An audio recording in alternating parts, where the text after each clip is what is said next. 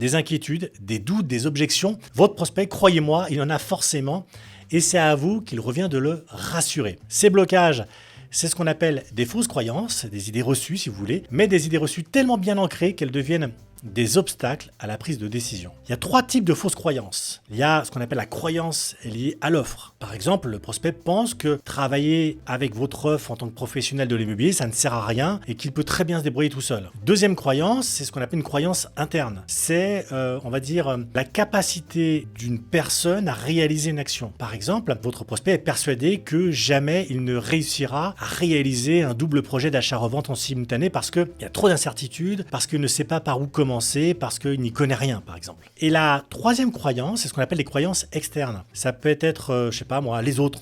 En règle générale, ça peut être aussi souvent des problèmes liés au manque de temps et à l'argent. Par exemple, vous avez le contexte économique, par exemple aujourd'hui qui n'est pas bon, les prix de l'immobilier ont trop baissé, nous on veut vendre, mais on a peur de la réaction des enfants, etc. etc.